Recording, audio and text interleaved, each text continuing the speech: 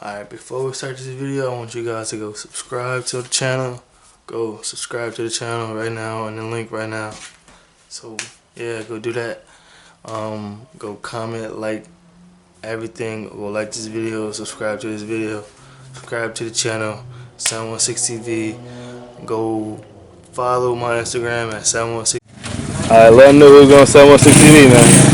This your boy Young Pharaoh the God. What's up with you, family? We out here on 716 TV. Shout out to the family right here. You know what I mean? Before we even get into this interview, I want to let everybody know, if you from the town, follow my boy, hit him on IG at 716 TV.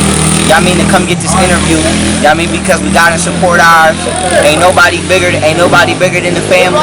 And ain't nobody bigger than, you know what I mean, the growth. So this is deeper than just, you know what I mean, pulling up on somebody's channel and trying to do an interview. This is about supporting supporting each other as black men, trying to find another way to feed our family, opposed to doing what we don't want to have to do, but what we be having to do. So with that being said, man, shout out to 716 TV. If you from the town, come get on here. If you coming through the town and you want to just, you know what I mean, show some love to the city, you know what I mean, hit my family up. So this is my first time pulling up on here. This is not going to be my last, though.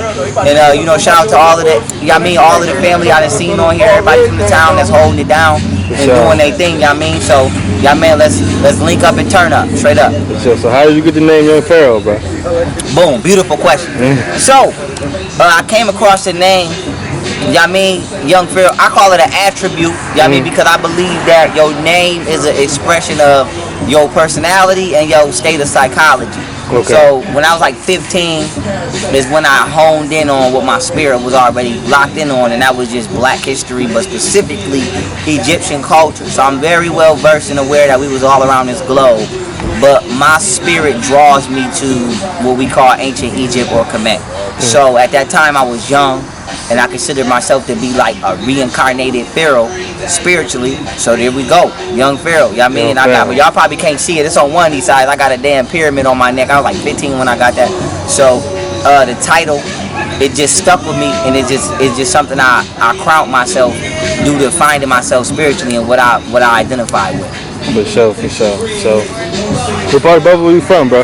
I'm from this part of Buffalo. Exactly where we at right now. If you know where we at, you know where we at. If you don't know where we at, nigga, I don't know what to tell you. You know what I mean? I don't know what to tell you. For sure. So how was it growing up on the east side of Buffalo? Man, shoot. I mean, it was crazy growing up. You know what I mean? Just to give you a background story of my life. You know what I mean? I ain't grow up with my parents. I didn't meet my father until I was like 13. I never lived with my mom. You know, she was doing drugs and going through them unfortunate circumstances. So I was really just bouncing around type wave. I got out here like probably like 13, 14, 15. I really started being in the streets due to you know what I mean, going through it with, you know, who I was staying with, being kicked out, shit like that. So when I tell y'all, like, I was out, like, man, I was trapping out that house right there. Yeah. That joint right there. So I was out here, like, I was out here for real. So it's not what rap videos or what music make it. I mean, I just want to say that a lot of people glorify street life, but they don't. It's nothing. It's no glory in this. I mean, like, yeah, they don't know the whole story. Exactly, it's stressful. Police kicking at the door, 2x4 at the door, so they can't get in. It's not cute going to jail. It's not cute having to walk to this store right here, and you know what I mean, they already know your name. You know what I mean? It's, hey, such and such, get on the wall type shit. So it's not cute. It's very stressful. And I say that because I care about the youth, and I don't ever want to glorify this type of shit to the youth. Right. I know TV want to make it look cute, or you see motherfuckers with the jury on and there's niggas around and what. That's not, hell no. This is something that I was unfortunate enough to have to experience due to decisions that the generation before me made, and they failed me. And I wound up in this lifestyle. That don't mean I didn't find a sense of family in it, just like everybody else. That don't mean I didn't turn brothers into family and things like that. But this is not something that I want to speak on from, hey, you know what I mean, come out here and sell a pack. You know what I mean? So if y'all hear us having this conversation, me specifically on this channel, I'm going to keep it 100 because I've been through it, but I don't want to wrongly influence y'all to think that this is cute. I want to let y'all know this shit is not cute. Like, I've been out here, like, it's hard to say, you know, you you've been homeless before as a teenager. It's different. Like right, when you grown and when you adult. Like I'm not old enough to get a job. I'm 14, 15. You feel what I'm saying? So what the fuck I'm supposed to do? Right, besides go sell a I can't get no job. I can't even get a summer youth job. So for sure. you know what I mean? Yeah, so it's like my pathway was really hard, and then this shit led me to getting shot. I still got a bullet in me right now. I got shot in the chest. I've been to prison 3.5 years. I'm on parole right now. Got like 9 months left off a 5-year post walk down, so I'm Gucci. But y'all, me and my life out here was it was ups and downs. I ain't gonna lie, some shit was fun, and you mean some shit was hellish and some shit was hectic. But I did right by the streets, so I'm still able to come over here and show my face and get love, as you can see. You know what I mean? Cause I was moving the way you supposed to move. But I mean, that's a quick synopsis of you know what I mean? So how was your family home like? I mean, like I heard that you ain't meet your dad until you was like 13, 14 shit. That's so, right. What was like, I mean, how was like that? Like going through that? Cause I mean, my dad, when I met my dad when I was like 13, bro. Right, about like same age. Yeah, right. Sure. Shit, see? This is just, it's happening to us in our community. But man, I remember, I never forget, I was in school. I was going to school 79, I was going to Grabby Hours. Anybody, shout out to Grabby Hours, man. A-side, B-side type shit. Y'all know what it was. If y'all wasn't there when I was there, y'all missed the way. But whatchamacallit, I remember, man, my aunt was like, man, whatchamacallit, your dad wants you to take a paternity test to see if he yours. So I think my dad just found out he had a son, so he was trying to make sure. You know what I mean? But it was crazy though, cause my whole life I would see people like in the street, and they'd be like, "Man, you look just like your dad." Yeah. I never seen my dad, so that's a fact though. Yeah, so the only I know exactly what you're saying. Bro. Exactly, the only reference I had of my dad was myself in the mirror and what people told me I looked like. So when I was like 13, they like my aunt was like, "Oh yeah, I mean your dad want to meet you, woofy wah, and you got to go downtown and take a DNA test." So I went downtown. They you know, took my DNA, they extracted my DNA. It matched his. I was his son. Then I ended up actually meeting my dad with my grandma on his side, and it was Gucci. You know what I mean? It was like my dad was in the Navy. He was schizophrenic. You know what I mean? I heard. I ain't never confirmed it, but I heard, you know, they did some experimentation shit on him while he was in the Navy, and it fucked his mind up. But you know how that go. They was doing all kind of shit to black people in the military. Yeah, so he suffered as one of them victims. But it's crazy because he ended up being nice in this martial arts shit, and I think that's where I get that shit from naturally. I mean, because he was like really nice and shit like that. Yeah. So, I ended up meeting him. It was Gucci. It was cool. None of the horror stories I ever heard I experienced. Like I heard before that my dad broke my mom's legs, but I heard that after my dad passed. But I never experienced none of that shit. You know what I mean? And on the low, he damn near was a pimp. I ain't gonna hold you up. Cause I was a kid at the time, so I ain't really know. But reflecting now, that nigga had fur coats all through the house. Females knocking at the motherfucking door. Damn. So now that I think about it, he damn near was going down that path. You know what I mean? But you know what I mean? Cadillac with the rims on it. And you know how old heads is with the Cadillac with the rims on it. Like either you a pimp or you been watching the Mac too much. So, you know what I mean? That's a fact though. Yeah, he was alright to me though.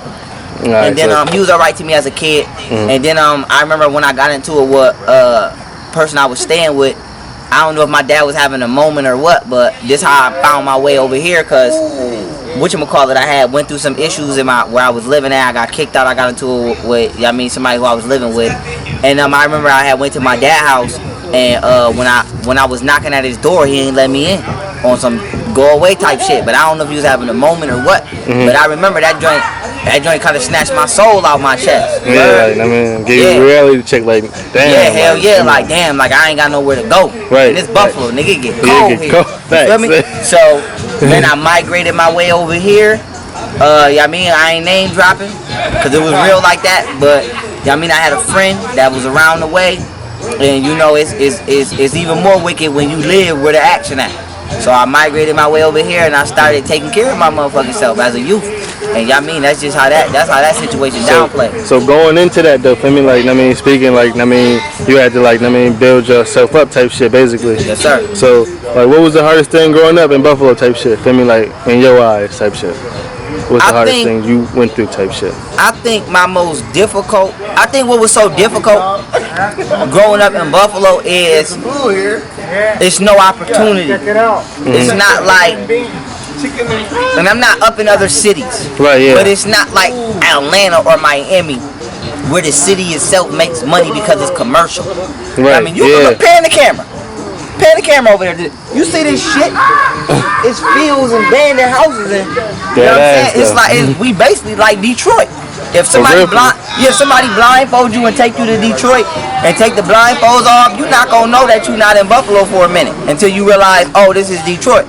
So it's not like I could go get a good ass job. It's not like I could go.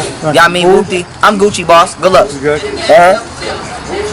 It's not like I could go get a good ass job. It's not like I could go, find something to do within society to take care of myself. Right. So really it was just grind time, but what made it harder is that winter time, man, because I remember,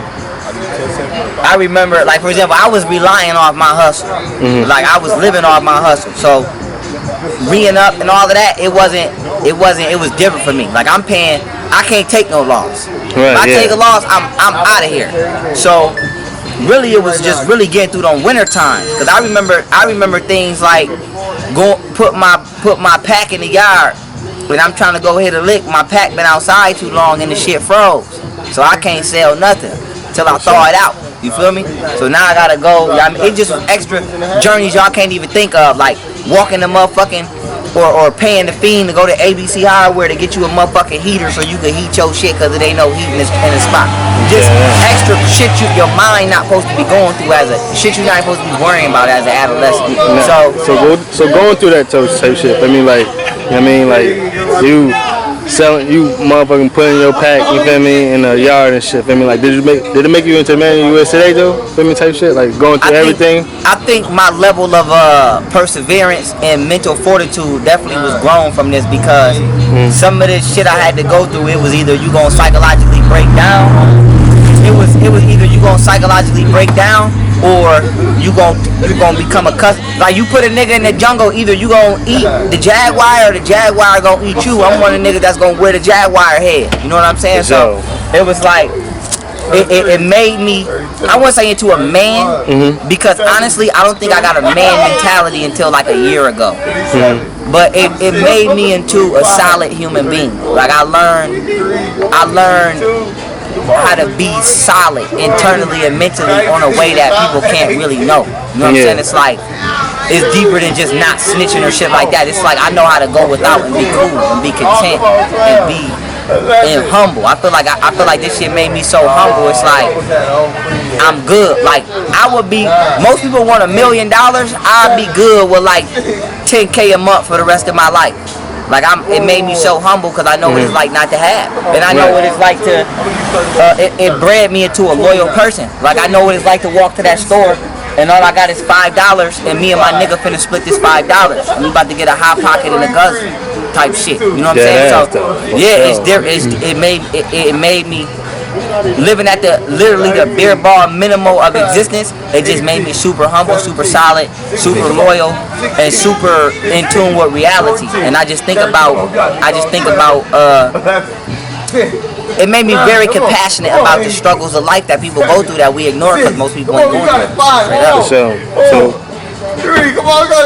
why do you think, or why do you feel like people in Buffalo, like, hate so much and shit? I mean, like, just like we was talking in the car, like black unity type shit. I mean, like, so why do you hate, like, so why do you think, like, people from Buffalo, like, hate so much type shit? Well, and me being from here, I love my city. You know what I mean? Like I said, I reached out to you just because I seen this said 716 TV.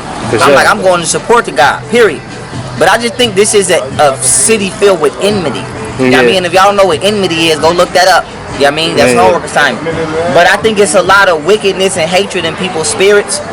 And it's just a frequency that people gotta change. I think people is so used to and accustomed to, like, basically, I want to be that nigga, and you can't be that nigga. You can be beside me, but you gotta be at least one level lower. Yeah. And we don't support how other cities support. Like I was telling you in the whip, I done been to so many cities. And like, if you go to LA, like I was saying, I just fucking left LA probably for like the fucking 20th time, like a week ago, 2 weeks ago. Yeah. If you go to LA or somewhere like Oakland, a lot of they most populous rappers is local.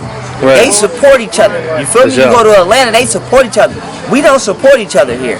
You feel me? You could throw a show right now. I could throw a show. Most your crowd gonna be from out of town. We gonna have Rochester niggas here. Shout out to the Rock. Niagara Falls. Shout out to the Fall. You not gonna have. It's like if people feel like that. Yeah, if they feel like they know you, then it's like I know him. I ain't really going to support him. Like a stranger could come here. A nigga from motherfucking Meek Mills or Rick Ross could come here and get love. If you a poppin' nigga from Buffalo, you not gonna get. We had too many niggas from Buffalo that's been great.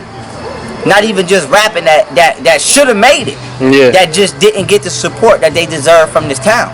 Yeah, but they do say like the most hate come from your own city though. Right. For me, type shit. So, but there's a lot of positive shit going on too though. For me, so like, what you feel about the positive? I'm with it and I'm in it, and y'all can call me and I will come support and do what the fuck I gotta do to support. Y'all mean a person grind and support a person. Y'all mean and support a person hustle. So, I mean, at the end of the day, I feel like if you in this town and you got something going on, whether you rapping, whether you conscious, whether you selling products, shirts, clothing, or whatever, you know what I'm saying? I'm gonna support. Like right now, I got on the Third Eye brand shirt. Y'all mean from one of the family, not even from here. This is just through somebody that follow me on Instagram, and I'm doing the sponsorship. Y'all mean? So even that, you know what I'm saying? So I support. If you an entrepreneur, y'all mean, and I don't care what you are, but specifically if you black. I'm gonna support you because we gotta support each other. Y'all mean the hardest. So why you think like the industry don't look at like Buffalo like culture artists? I mean, like you see Benny and shit, but like I mean, they don't support like they don't look at like the culture artists like people like not fake enough. We look like we'll rob something.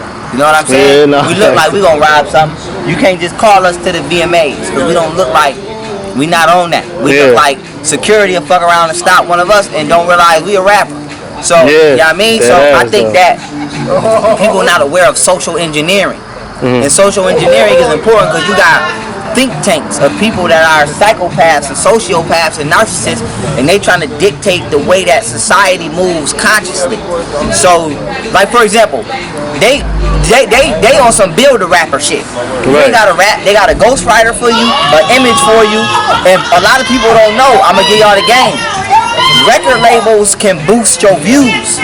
You got hell yeah. You can buy followers on Instagram, buy motherfucking views on YouTube. A lot of people don't know you can buy views on YouTube. Go look it up. So if I wanna get a person to think a certain way, like for example, this Hot Girl Summer shit. Yeah. You don't know if somebody ghost writ that, paid for 1 million views on Instagram, and now people automatically subscribe to what they believe is trending. So you might click on the video and you think this shit got 500,000 views, so it gotta be popping. When really only 20 real people see this. But now you helping promote it. So I say that to say this: the industry, the music industry is just like the car industry.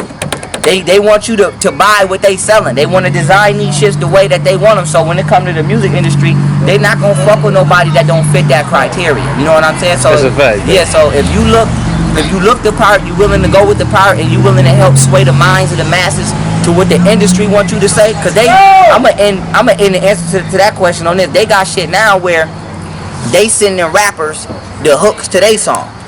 You the rapper and the label telling you we don't like your song, nigga. Come off this hook. They sending the hook. So they really trying to control the minds of the people, and they ain't gonna fuck with niggas like us, cause I mean we not only, I would like to say for the most part, the average person from Buffalo, we real thorough, we ain't going for that, and number two, we don't even look the image. Like you couldn't put me on TV and try to sell me to the masses the way they want to.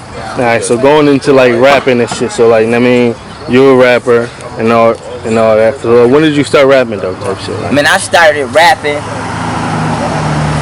seriously in like 6th grade. School 79, Grabby Hour, School of Excellence. I started rapping seriously in like 6th grade. We had this little clique called the B-Side Soldiers. If you was on B-Side, you remember that era. And our little rap group was called Gangster Squad Clique, GS Clique. Our little rap group was called GS Clique. And I was nice though. Like I always been nice. And anybody credit that. I ain't just capping on the camera. I always been nice. And I was rapping. I did a mixtape when I was like 17. I knocked the whole mixtape out, 20 songs in like 2 weeks. Yeah, I mean, and it's called The Prophecy. And I was in front of the I had my mixtape cover was real like hoodish, but I thought I was doing something. But I'm in front of the pyramids with the Nile River, and I got the blood flowing through the Nile River, the pyramids in the back, and it was I ain't gonna describe the rest of the tape, but I always been a nice lyricist, always been a nice rapper. It's just right now as my mind transitioned into where I am now, my rap swag still hard body, my bars is still hard, but my mind is not where it was when I was 17, 26 now. So the bars is just matured as I matured. Thanks. So you got this song called "You Can't Relate to Me." Right.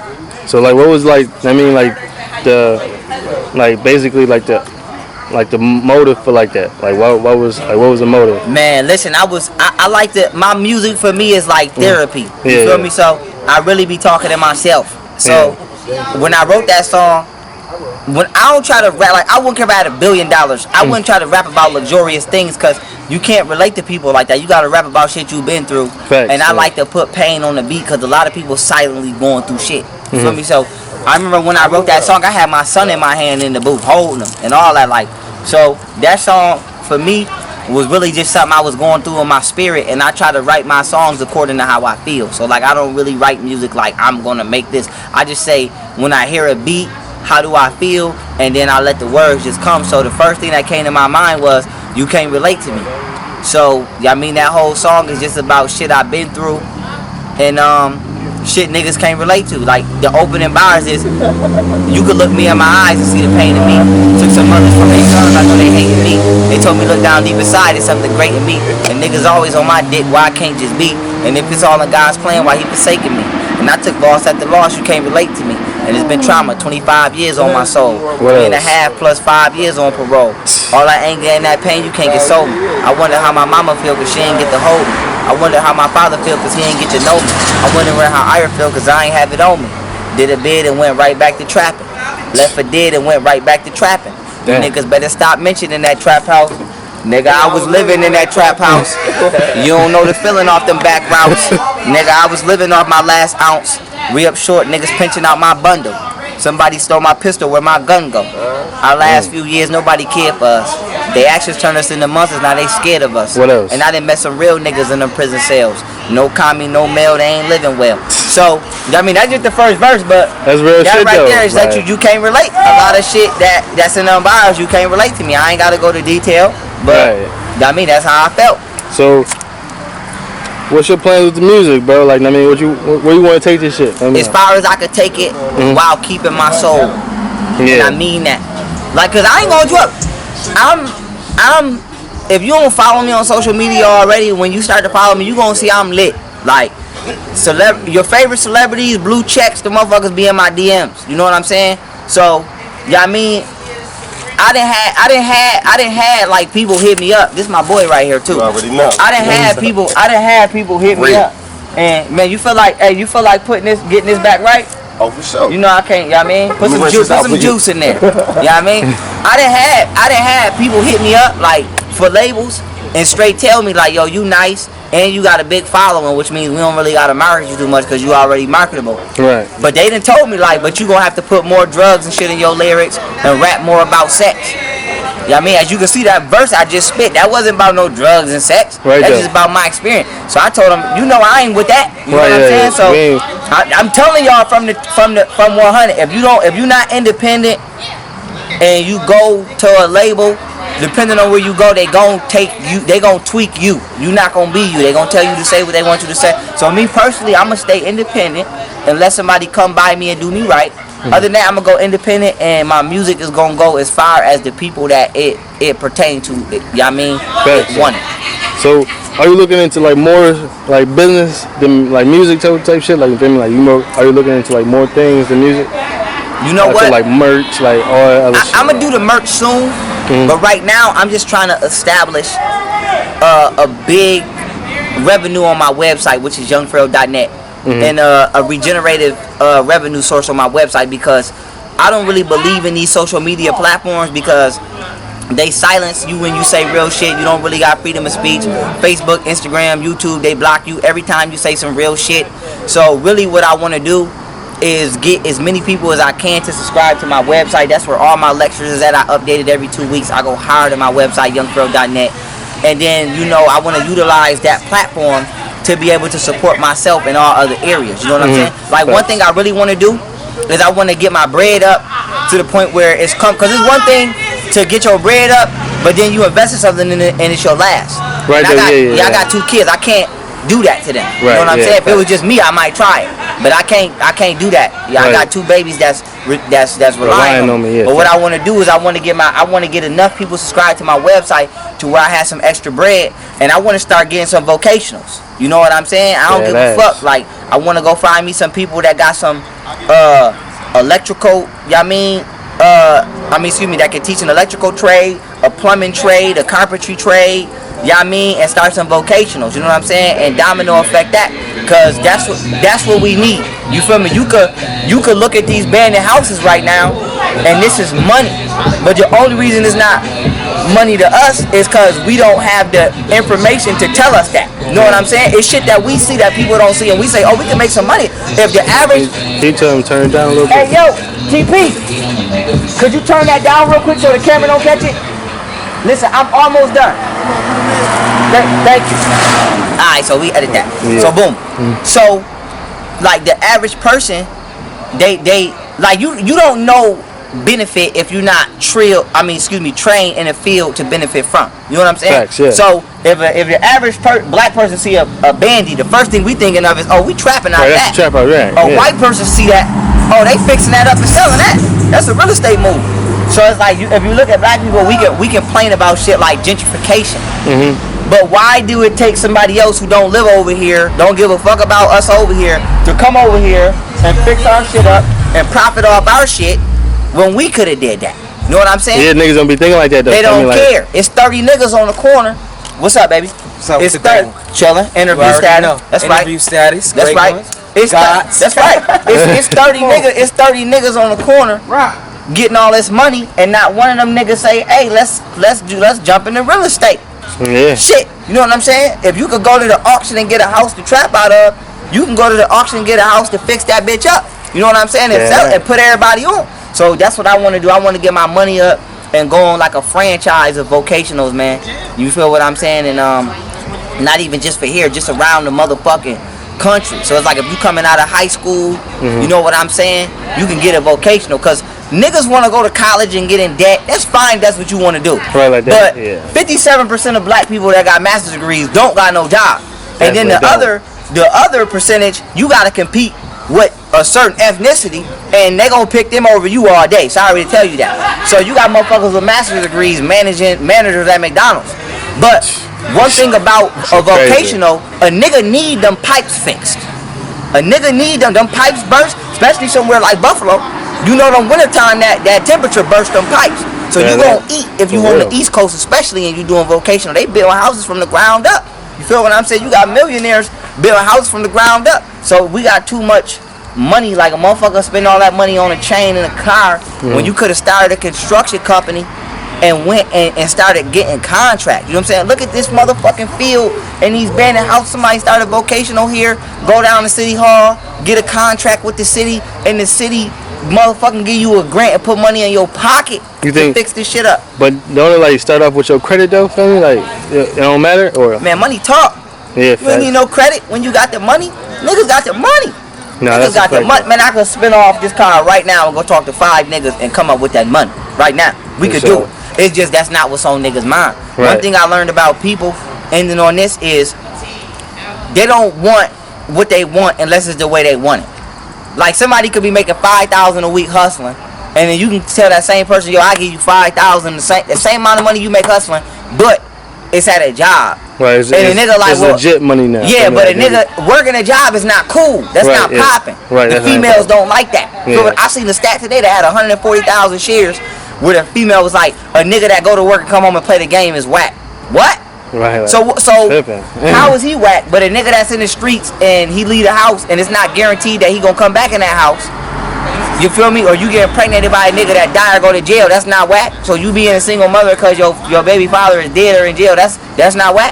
So it's like, I'm not knocking my niggas in the streets. You see where I'm at, but I'm not gonna give us a way out in regards to us thinking more critically, because it's crunch time, period. Go ahead. So what's something different that you can bring to the table, bro, like as far as rapping and shit?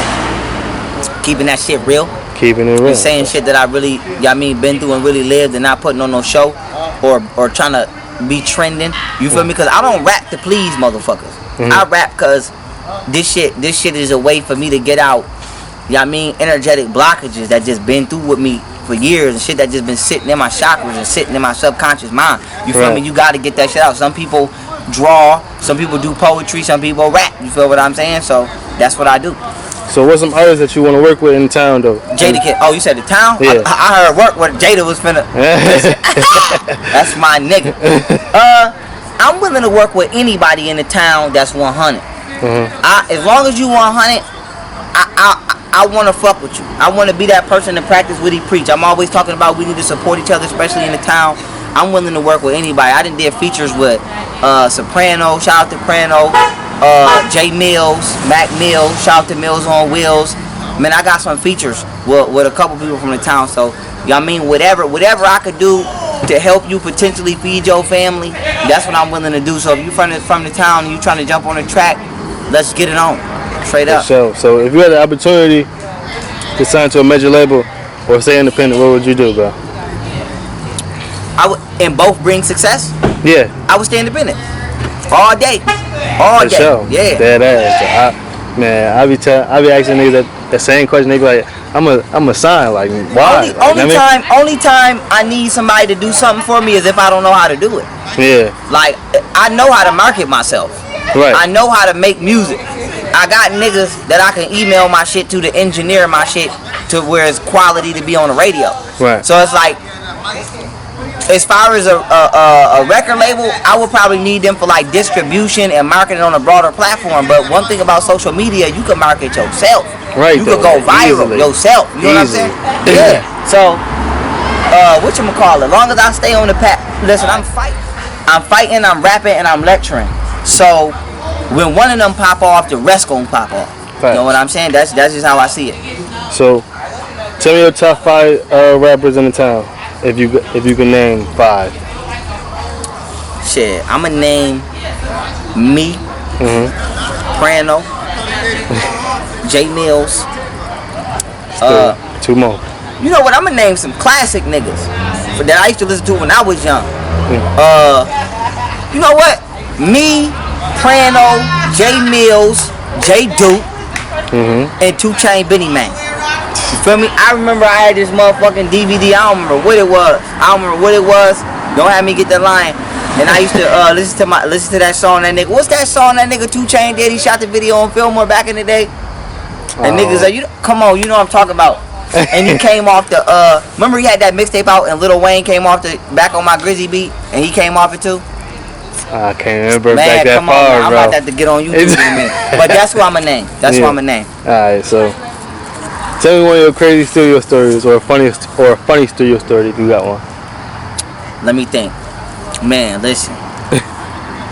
Man, I'ma go back to when I was 17 and we was in the motherfucking hey, I might need he ain't over there. I'm gonna go back to when I was like 17 and we was in the studio making a song and I was so dedicated to my craft. Man, I called some females over. They got over there, was knocking at the door. I ain't even let them in because I ain't want to stop rapping. I don't know if that's funny or that's greasy. No, that's great. Yeah, you know what I mean? But it's a crazy memory. I apologize. That's dedication though, for sure. Yeah, that's how dedicated I was. I knocked a 20-song mixtape out in 2 weeks. I ain't leave that motherfucker. Leave that motherfucker. I was in there. So, yeah. So what's the message to the youth, bro? Don't be afraid to recreate what you think is permanent. Family ain't permanent. You know what I mean? Don't, just like you can unfriend somebody on Facebook, you can uncousin somebody, unfamily somebody, unbrother somebody, unsister somebody. My main message to the youth is, ain't nobody coming to your aid, ain't nobody coming to help you. These older generation, they got empty excuses and empty platforms of advice for you. You gotta get it how the fuck you live out here. And the world don't give a fuck about you. It ain't no excuses for your success except for you. And we at a point now where the elders drop the ball so much that we got to become adults at an adolescent age. So if you're 13, you're 14, you're 15, don't abandon or sacrifice what we call childhood, but start thinking about entrepreneurship. Start thinking about businesses. I don't give a fuck if you going to school. Man, I done heard shit of girls going to school and laying other girls, baby hairs for $1. I don't give a fuck if it's that. Like, get your hustle on and start grinding, because our race as a people and our generation didn't do what they were supposed to do for us. They did not. We don't have shit. We not inheriting nothing. We don't have nothing. We ain't getting no laboratories passed down. We ain't getting no real estate passed down. We ain't getting shit that other communities. We ain't got nothing. You see where the fuck we at? We ain't got shit but abandoned houses and stories of hood legends. That's not gonna feed my kids. What I used to do out here and who I used to be with, that shit don't feed the 2 kids I got now. So I want to let the youth know that you can be successful other than the way TV tell you. You ain't gotta hit licks unless you have to.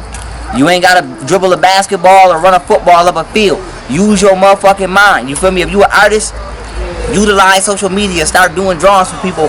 Fuck around and, pitch your image to Microsoft. You might fuck around and get a job. You feel me? You might fuck around and get a job. Like, it's time to start branching out.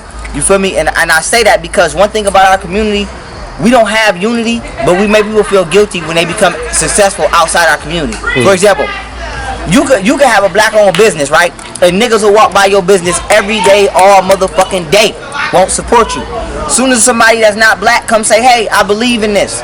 Let me give you $100,000 loan or investment or whatever. Niggas would be like, oh, you a coon or you a sellout or you whoop-de-woo. So it's like we don't support our own, but then we try to destroy each other when somebody else see the value in one of us that we should have seen from the get-go. You feel what I'm saying? That's a fact, so it's like, nah, it's kind of like I use this Serena Williams shit as an example. Niggas be like, Serena Williams married a white man. How many niggas was calling Serena Williams ugly for years? The motherfucking Wayne's brother, I think it was Marlon Wayans, this nigga did a whole skit on how she looked like a man.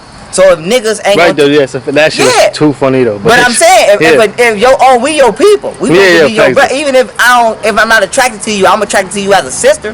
Right. So if I don't think you beautiful, I can't blame you for going to where you appreciated that. You know what I'm saying? No facts though. Yeah, so it's like, nigga, if I ain't gonna support you and somebody else gonna support you, I can't be mad at that. So my message to the youth is, you know what I mean? Don't sell your soul, but go to where the support is genuine at, because you don't owe nobody shit, and nobody did shit for you. So, you know what I mean? You got it, man. Listen, I'm keeping it real with y'all. Y'all got to pave y'all own way, because ain't nobody do it for you, period. So, like, talking, like, going into that, too, like, I mean, like you said, black unity. So, like, where do black unity start, though? I mean, in your own mind with yourself. Mm-hmm. If you don't love yourself, you're not going to love nobody that look like you. Fact. So, black unity not about I love black people because they next to me. Black unity is about I love black people because I know what it's like to be black. And this don't mean I don't love no other race. You feel me? Like, for example, people say, well, what about, how do you feel when white people say they love being white? I respect that, because you supposed to love being white. Right. You supposed to love, because I love being black, nigga. Definitely so if you love you, see, one thing our parents always tell us is, you can't love nobody that don't love theyself. You know what I'm saying? That's what your mama or whoever your guardian. Yeah, when you friends with somebody, they be like, listen, baby, don't hang with him. He don't love himself. Mm-hmm. So it's like, you can't love your community if you don't love yourself. You feel me? If I don't love my hair, you know what I feel like you got a lot of women out here wearing wigs and weaves because they feel like they hair nappy. You don't love your motherfucking self. You know what I'm saying? So it's like, if you a nigga out here who don't love theyself and you trying to do everything in your power to escape yourself, you're not gonna be no unity, because you only want to come together with something that's alike you. I mean, but sometimes that shit can get run the wrong way though too. Like, I mean, you could be positive, but the next motherfucker might not be. Feel me? Like, and that's crazy you said that, because I tell people all the time, and don't take this the wrong way, because I'm gonna explain myself. Yeah. I tell people all the time, I'm not pro-black, I'm pro-righteous. Because you could be black and have my worst interest at hand. I'm out here with jury on. All it takes is for the wrong nigga to pull up and think I'm a lick, and one of our lives on the line. But I love black people. You feel me? Tupac said it the best. Tupac said it. He said he felt like he was the representative of black people. Black people would never hurt him. He said he ain't realized that black people would hurt him till somebody shot him. That was black. So my thing is, I'm pro-righteous. As long as you got a pure intent and you got a genuine intent in your heart, I'ma fuck with you. Especially if you black, but not just because you black. So Yeah, I mean, that's how I feel. And I feel like, you know, we got a lot of purging to do within our community, because we got a lot of weak, wicked motherfuckers that's hiding amongst us, and they hiding just because we black. It's easy for me to tell somebody to go worry about the white man all day, but this is the threat right here, the nigga next door to me. This is the nigga that's doing wicked shit, or niggas talking to you other never know, like the nigga next door, you might make $1 million with you. Right, exactly. Like. So I'm call it the pro-righteous way, man. As long as you got righteousness in your house, I don't give a fuck what your background is, how you grew up, where you came from. As long as today, right now, in this very second, we can agree on trying to be better than what we are currently, I can fuck with you. Straight up. That's a fact. So what's your social media so people can follow you at? I got a lot of social medias. I'm gonna give them all to y'all as slow as possible. Hit me on Instagram, Pharaoh_Aten. That's PHARAOH_ATEN. Twitter, which is Pharaoh_Aten_. PHARAOH_ATEN_. I got like 6 YouTube channels. Go to my main YouTube channel, which is Young Pharaoh. Click the link in the description to take you to all of my other channels. But just to throw them out, my Young Pharaoh channel is 1. YP Higher Perspective channel is 2. YP Instagram Live is 3. Unpolitically Correct is 4. And damn, I'm not getting the name of my other one right now. It's not coming to me right now. But with that being said, yeah, I mean, I'm Facebook. Hit me on my Young Pharaoh page. That's my public page. My private Facebook page is Pharaoh Aten. And that's pretty much a rundown for my social media. Yeah, so alright, so tell people, tune into 716 TV, man. Listen, don't just tune in, man. Follow. Tune in and follow, because we gotta support our own, man. We could be out here, when you see where we at. We could be out here jugging something.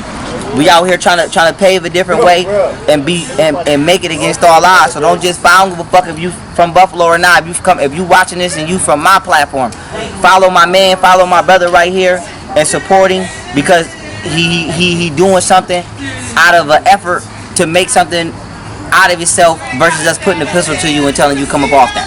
So with that being said, y'all mean follow 716 TV on Instagram. Y'all mean follow them on YouTube, support them. I'm gonna try to pop up on here a minimum of once a month. Y'all mean we gonna get the intellectual bills going and all of that. Sure. And I'm gonna do my best, y'all mean, to support my family. And that's how we gonna rock. So once that 716 TV, and y'all mean, much love for having me, and I appreciate the platform. For sure. Straight up.